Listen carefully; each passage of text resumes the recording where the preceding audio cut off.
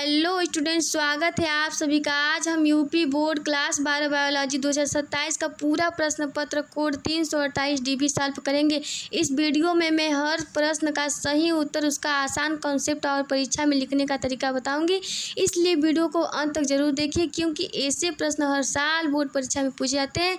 तो मैं आप सभी को बता दूँ कि यदि आप इस मॉडल पेपर को अच्छे तरीके से हल कर लेते हैं, तैयार कर लेते हैं, तो बोर्ड परीक्षा में अच्छे नंबर प्राप्त करेंगे क्योंकि यहीं से आने वाला है क्वेश्चन बोर्ड एग्जाम में। तो चलिए हम देर ना करते हुए वीडियो को स्टार्ट करते हैं।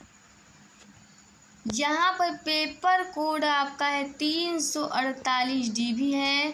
आपको बोर्ड एग्जाम में समय 3 घंटा 15 मिनट दिए जाएंगे, जिसमें प्रारंभ के 15 मिनट परीक्षार्थियों को प्रश्न पत्र पढ़ने के लिए निर्धारित है। सभी प्रश्न अनिवार्य है। उसके बाद आपको क्या है कि यहाँ पर आवश्यकता अनुसार अपने उत्तरों की पुष्टि नामांकित रेखा चित्रों द्वारा कीजिए। प्रत्येक प्रश्न पत्र निर्धारित अंक उसके सम्मुख अंकित है। अब यहाँ पर क्या है कि बहुविकल्पी प्रश्न, तो मैं आप सभी को बता दूं कि मैं हल करके आपको एक एक कॉन्सेप्ट क्लियर करा के जाऊंगी, क्योंकि यहाँ से आपका बोर्ड एग्जाम में क्वेश्चन आने वाले हैं। क्योंकि आप लोगों को क्या करना है कि सबसे पहले क्या करना है कि मैं आप लोगों से बार बार निवेदन करूँगी कि आप लोग कॉपी और पेन लेकर बैठिए और इसको अच्छी तरीके से अपनी कॉपी में लिख लीजिए, क्योंकि आपके बोर्ड एग्ज़ाम के लिए, बोर्ड एग्ज़ाम की दृष्टि से बहुत ही महत्वपूर्ण होने वाला है। तो चलिए हम देर ना करते हुए अब क्वेश्चन की तरफ बढ़ते हैं। तो बहुविकल्पी प्रश्न में है कि यहाँ पर दिया गया है कि सभी विकल्प चुनकर क्या करना, सही विकल्प चुनकर क्या करना है कि उत्तर पुस्तिका में आपको क्या लिखना है। आपको क्लास 12th में वो मार्कशीट नहीं दी जाएगी, आपको अपनी उत्तर पुस्तिका में ही क्वेश्चन को लिखना होगा। तो यहाँ पर क क्वेश्चन है कि कौन सा नाइट्रोजनी क्षार DNA में उपस्थित नहीं होता है। तो मैं आप सभी को यहाँ बता दूँ कि कौन सा नाइट्रोजनी क्षार DNA में नहीं उपस्थित होता है। तो यहाँ पर इसका राइट ऑप्शन जाएगा यूरेसिल क्या होता है, DNA में उपस्थित नहीं होता है। अब आप लोगों को मैं समझने के लिए क्या करूँ कि आप लोगों को डिफिनेशन के माध्यम से भी बताती हूँ। यहाँ पर देखिए आप लोग के DNA का फुल फॉर्म क्या होता है, डीऑक्सीराइबोज न्यूक्लिक एसिड होता है। इसमें क्या होते हैं, 4 नाइट्रोजन क्षार होते हैं, बेस 4 नाइट्रोजन क्षार होते हैं। जैसे यहाँ पर दिया गया है आपको, देखिए एडेनिन, थायमिन, ग्वानिन और साइटोसिन क्या होते हैं, 4 इसके नाइट्रोजन क्षार होते हैं। यहाँ पर देखिए यूरेसिल क्या है, यूरेसिल मुख्यतः RNA राइबोज न्यूक्लिक एसिड में पाया जाता है। क्वेश्चन नंबर 2 है कि मेंडल ने अपने प्रयोग में कितने विपरीतार्थ लक्षणों को सम्मिलित किया। तो यहाँ पर देखिए आप देख सकते हैं कि ग्रेगर जॉन मेंडल ने मटर के पौधे पर प्रयोग करके आनुवंशिकता के नियम दिए थे। इन्होंने अपने प्रयोग में मटर के पौधे के 7 विपरीत लक्षणों का अध्ययन किए थे। तो यहाँ पर आपका सही ऑप्शन हो जाएगा 7। चलिए क्वेश्चन नंबर ग है कि दात्र कोशिका अरक्ता रोग किस उत्परिवर्तन का उदाहरण है। तो यहाँ पर आपको इस तरीके से बोर्ड एग्जाम में ऑप्शन दिए जाएंगे, आपको करेक्ट आंसर उसमें लिखना होगा अपने उत्तर पुस्तिका में। तो यहाँ पर देखिए इसका राइट आंसर हो जाएगा क्या, बिंदु उत्परिवर्तन। अब चलिए डिफिनेशन देखते हैं। डिफिनेशन क्या है कि दात्र कोशिका अरक्तता एक आनुवंशिक रोग है जो बिंदु उत्परिवर्तन के कारण होता है। इस उत्परिवर्तन में DNA के एकल न्यूक्लियोटाइड में परिवर्तन होता है। इसके परिणाम स्वरूप हीमोग्लोबिन प्रोटीन में परिवर्तन हो जाता है। अब क्वेश्चन नंबर ग यहाँ पर है कि परागकण पुष्प के किस अंग के भीतर निर्मित होते हैं। यहाँ पर ऑप्शन दिया गया है लघु बीजाणुधानी, जायांग, गुरु बीजाणुधानी और अंडाशय। यहाँ पर आपका सही ऑप्शन हो जाएगा लघु बीजाणुधानी। अब देखिए कैसे होगा। परागकण, यहाँ पर देखिए परागकण पुष्प के नर जनन कोशिका है और ये लघु बीजाणुधानी में बनते हैं। लघु बीजाणुधानी को क्या कहते हैं, पुंकेसर का एक भाग होता है। चलिए अब क्वेश्चन, अब देखिए आपको एक एक नंबर का अति लघु उत्तरीय प्रश्न दिया जाएगा। आपको क्या करना रहेगा, हेडिंग डालकर, जैसे यहाँ पर आप क्या करेंगे कि यहाँ पर अति लघु उत्तरीय प्रश्न है, इसको लिखेंगे। फिर बोर्ड एग्जाम की कॉपी में एकदम अच्छे से क्या करेंगे, प्रश्न उत्तर संख्या क्या करेंगे 2 का क लिखकर उसके बाद अच्छे से क्या करना है, उसका आंसर लिखना है। किस तरीके से लिखेंगे आप आंसर, इसी तरीके से लिखेंगे जिस तरीके से मैं आज आपको यहाँ पर बताऊँगी। जैसे आप दूसरा का है कि मलेरिया रोग का संचरण किस जीव के कारण होता है। तो मलेरिया रोग का संचरण किस जीव के कारण होता है, तो यहाँ पर आंसर देखिए क्या है कि मलेरिया रोग का संचरण मादा एनीफिलीज मच्छर के कारण होता है। क्या होता है, मादा एनीफिलीज मच्छर का काटने से क्या होता है, मलेरिया रोग हो जाता है। अब चलिए दूसरा क्वेश्चन है हमारे पास कि PCR संकेताक्षर का पूरा रूप लिखना है, यानी कि पूरा नाम आपको क्या करना है, इसका लिखना है, फुल नेम लिखना है। तो यहाँ पर देखिए आपको कैसे लिखना है, PCR इस तरीके से लिख लेना है, फिर एक बार ऐसे भी आपको लिख लेना है, फिर उसका पूरा रूप लिखना है, फिर पॉलीमरेज चेन रिएक्शन इसका पूरा रूप हो जाएगा। इस तरीके से यदि आप बोर्ड एग्जाम में लिखेंगे तो आपको 100% गारंटी देती हूँ कि आपका एक भी नंबर नहीं कटेगा, 70 में 70 आप नंबर प्राप्त कर सकते हैं। तो देखिए आपका अब ग क्वेश्चन आता है यहाँ पर कि किसी एक पारजीनी तंतु का नाम लिखना है। ऐसे ही एक एक चीज़ बोर्ड एग्जाम में एक नंबर में आपसे क्वेश्चन पूछा जाएगा। तो यहाँ पर आप क्या करना है, आपको आंसर किस तरीके से लिखना है कि एक परजीवी जंतु का नाम प्लाज्मोडियम है। अब क्वेश्चन नंबर ग की तरफ चलते हैं। तो पुष्प के रंगीन आकर्षण दल किस प्रकार के परागकण हेतु उपयुक्त है। तो यहाँ पर आपको किस तरीके से आंसर लिखना है कि पुष्प के रंगीन आकर्षण दल कीट परागण हेतु उपयुक्त होते हैं। इस तरीके से आपको लिखना है। अब यहाँ पर क्वेश्चन नेक्स्ट है कि पारिस्थितिक तंत्र की शब्दावली में हरे पादपों हेतु किस शब्द का प्रयोग करते हैं। तो आपको किस तरीके से लिखना होगा कि पारिस्थितिक तंत्र में हरे पादपों के लिए उत्पादक शब्द का प्रयोग किया जाता है। अब आपका आएगा क्वेश्चन 2 नंबर में 3 नंबर में किस तरीके से पूछा जाएगा, अब इसको मैं आपको बताती हूँ।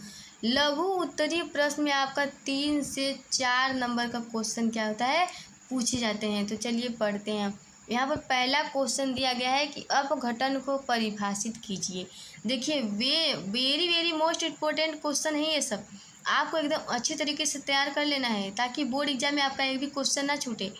मिस्टेक ना कीजिएगा, एकदम अच्छे से कॉपी पेन लेकर बैठिए, इसको एक एक क्वेश्चन को नोट कीजिए, आंसर को नोट कीजिए। तो चलिए हम आपको बताते हैं यहाँ पर क्या है कि उसका आंसर है कि अपघटन वह प्रक्रिया है, एकदम मैं आपको आसान भाषा में बता रही हूँ। अपघटन वह प्रक्रिया है जिसमें मृत पौधे जंतुओं और उनके अवशेषों को सूक्ष्म जीवों द्वारा सरल कार्बनिक और अकार्बनिक पदार्थों में विघटित किया जाता है।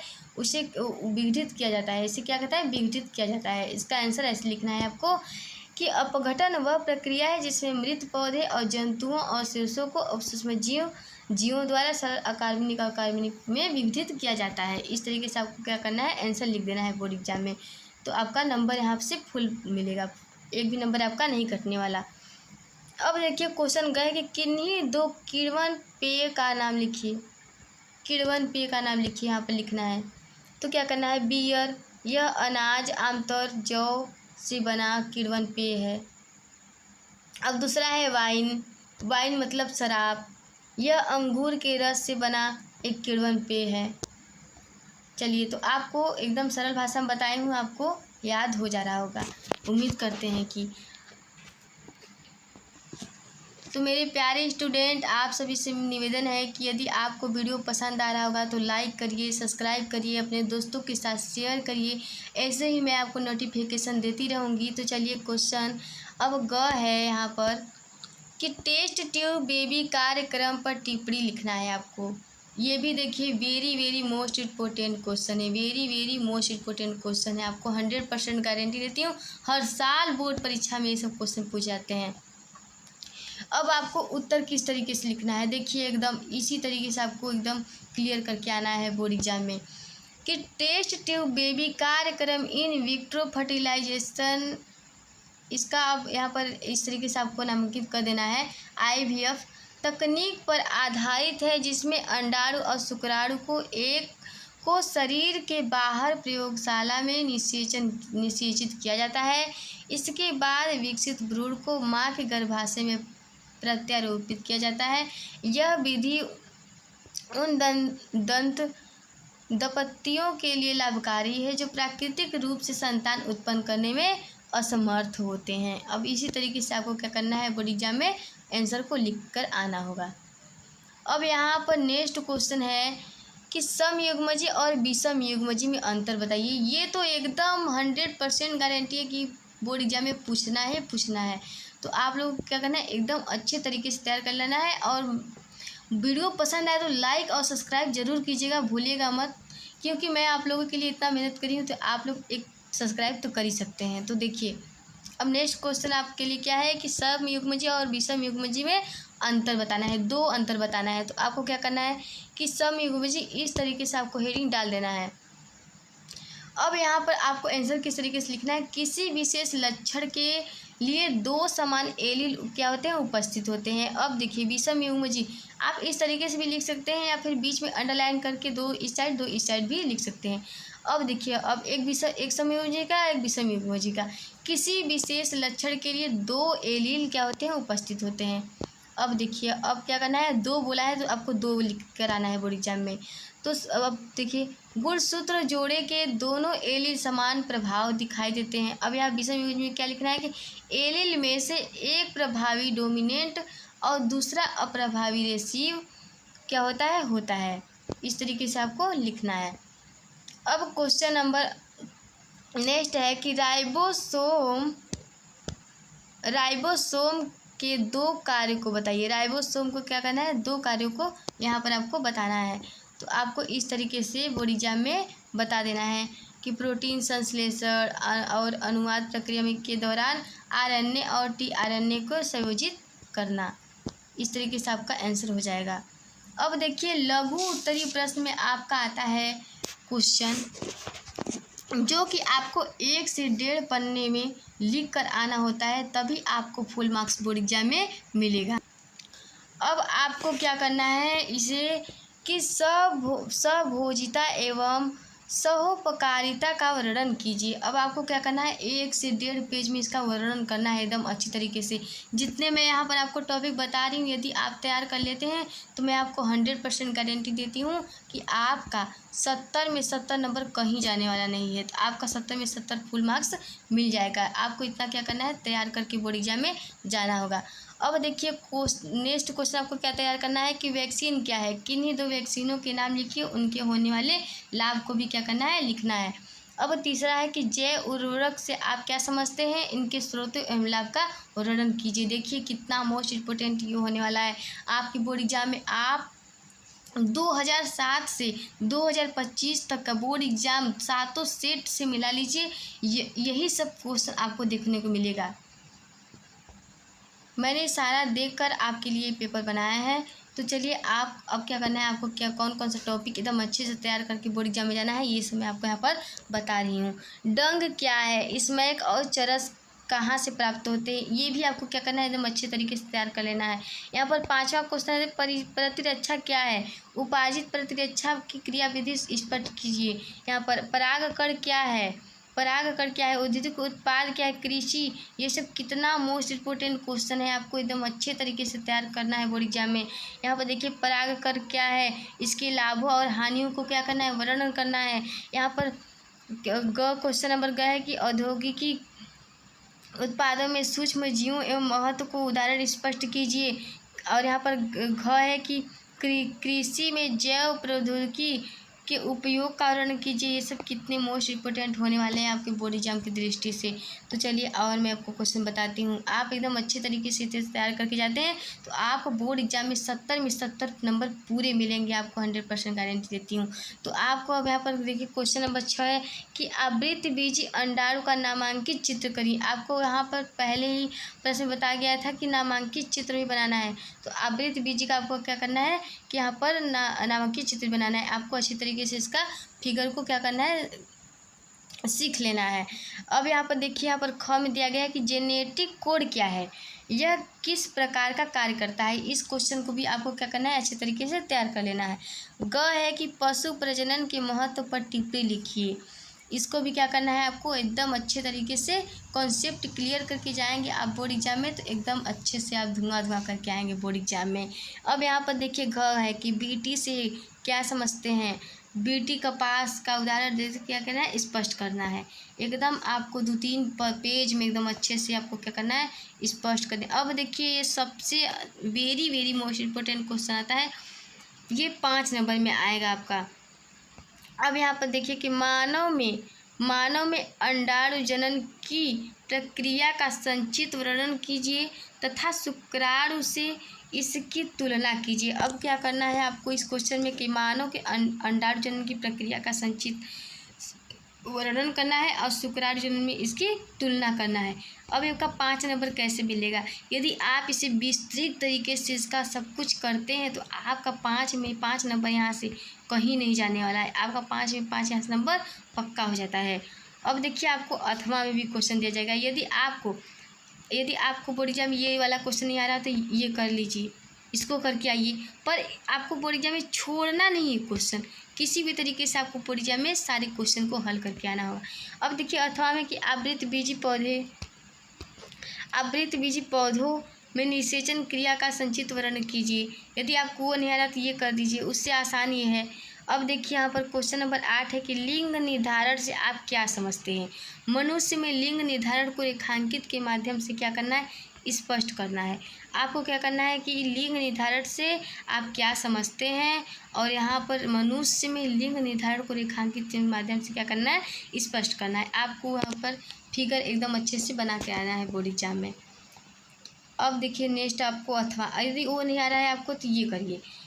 क्रिस क्रॉस वंशागति से आप क्या समझते हैं। दुर्बल यक्ष संलग्न लक्षणों के 2 उदाहरण बताइए तथा किसी एक वंशागति को रेखाचित्र की सहायता से स्पष्ट कीजिए। लेकिन आप लोगों को मैं बता दूं कि यहाँ पर अथवा मत देखिए, आपको दोनों यहाँ से तैयार करके जाना है। आपको मैं जितना इस पेपर के माध्यम से आपको मैं बता रही हूँ, सारा आपको अथवा वाला भी क्वेश्चन क्या करना है, तैयार करके बोर्ड एग्जाम में जाना है। अब देखिए, यहाँ पर क्वेश्चन नंबर 9 है कि एक तालाब का पारिस्थितिक तंत्र का चित्र बनाकर इसमें एक पाए जाने वाले जैविक एवं अजैविक घटकों का वर्णन करना है। अर्थात में क्या है कि अम्ल वर्षा क्या है, अम्ल वर्षा क्या है। आपके यहाँ से 5 नंबर यहाँ से भी आपका क्या जाएगा, क्लियर होने वाला है आपका भी।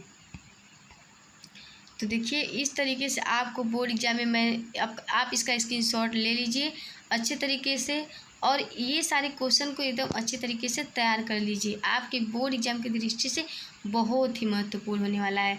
तो देखिए, आप इसका स्क्रीनशॉट ले लीजिए अच्छे से। तो मेरे प्यारे स्टूडेंट, यदि आपको वीडियो ये पसंद आ रहा हो तो लाइक और सब्सक्राइब करना मत भूलिएगा, क्योंकि मैं आप लोगों को ऐसी ही बोर्ड एग्जाम की तैयारी कराते रहूँगी। एकदम अच्छे से इसका स्क्रीनशॉट ले लीजिए, देखिए, क्योंकि बहुत ही मोस्ट इम्पोर्टेंट क्वेश्चन है ये सब। हर साल बोर्ड एग्जाम में पूछ जाते हैं यही सारे क्वेश्चन।